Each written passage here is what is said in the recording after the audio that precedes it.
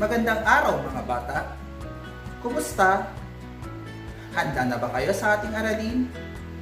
Ako nga pala, si Sir Bobby, ang inyong magiging guro para sa Filipino 4. Ang ating aralin ngayon ay para sa Filipino 4 pang-abay na pamaraan, ikatlong markahan, unang linggo. Mga layunin. Una, na ipapamalas ang kakayahan at tatas sa pagsasalita sa pagpapahayag ng sariling idea, kaisipan, karanasan at damdamin. Pangalawa, nakapagbibigay ng panuto na isa sa kilos ang katangian ng mga tauhan sa napakinggang kwento. Pangatlo, nagagamit ang pang-abay sa paglalarawan ng kilos.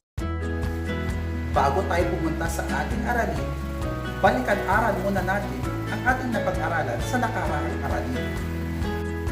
Sa nakaraang aralin, pinag-aralan natin ang pandiwa o salitang kilos.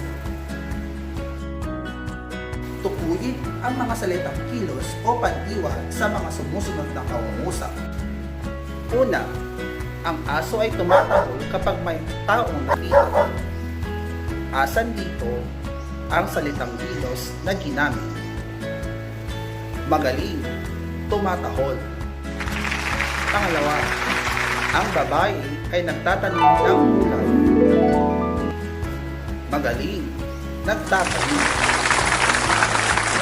Si Ana ay nagdidilig ng mga halaman. Mahusay, nagdidilig. Naglalaro ang mga bata sa palaruan. Magaling, naglalaro. Mga bata, handa na ba kayo makinig sa isang tula?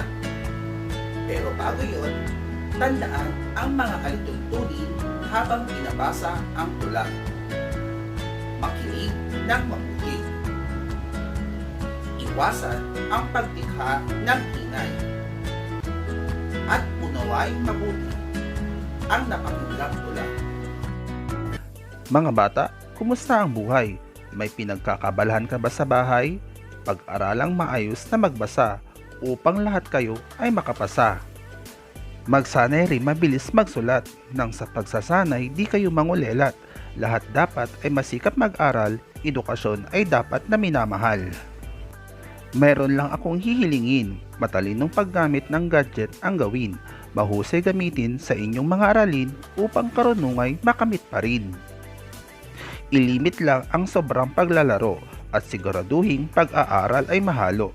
Gadget mo'y maingat na gamitin upang sa aralin makasabay pa rin. Mga bata, nagustuhan nyo ba ang tula? Magaling! Ano ang masasabi ko sa tula? Mahusay! Ano naman ang ipinahayag o ipinakita ng tula? Magaling! Mga bata, nagustuhan nyo ba ang mensahe ng tula? Magaling! Bakit? Mahusay! Mga bata, suriin natin ang nilalaman ng tula. Pansinin at basahin ang may makakapal na pagkakasulat. Una, maayos na magbasa. Masikap mag-aral. Mahusay gamitin. Mga bata, ano ang inilalarawan o binibigyang turing ng unang salita gaya ng maayos? Mahusay magbasa. Ano naman ang inilalarawan o binibigyang turing ng masikap? Tama. Ano naman ang ibinibigyang turing ng salitang mahusay? Magaling. Gamitin. Mga bata, ano ang ibig sabihin ng salitang pang-abay? Tama, ang pang-abay ay salitang naglalarawan ng mga salitang kilos sa ginamit ng pangungusap. Ang pang-abay na pamaraan ay naglalarawan kung paano ginawa, ginagawa o gagawin ang kilos na ipinahayag ng pandiwa. Ginagamit ang panandang ng o na bago ang pang-abay at letrang NG sa hulihan ng salita. Sumasagot ito sa tanong na paano. Halimbawa, nag-aaral siya ng mabuti para sa pagsusulit. Nasaan ang pang-abay na pamaraan? Ang pang-abay na mabuti.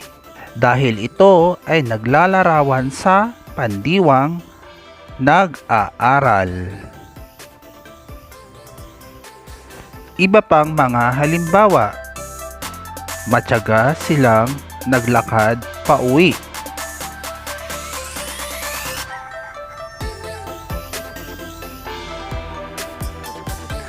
Ang mga bata ay masayang naglalaro.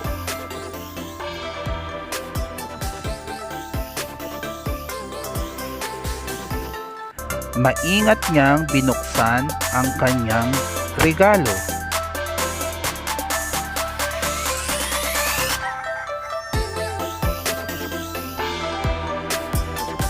Nakikinig ng maigi si Nora sa kanilang guro.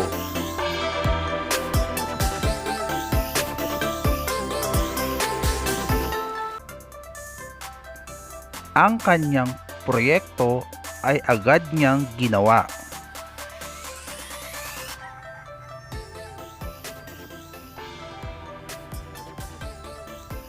Ang aming paninda ay mabilis na naubos.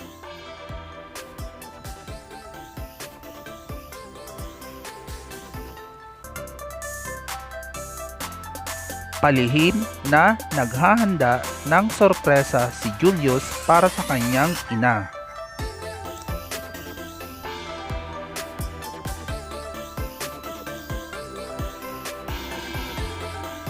Yayakapin ko ng mahigpit si Lola pagdating niya.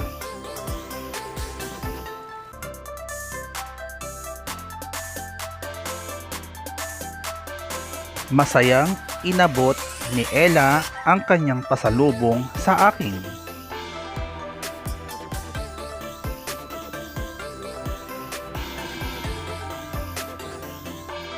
Kailangang ipahayag ng mahinahon ang ating saloobin.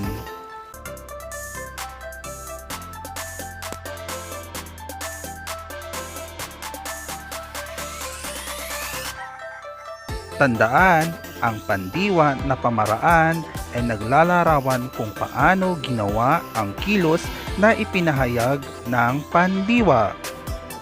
Ayun naman mga bata, tukuyin ang pang-abay na ginamit sa paglalarawan ng kilos.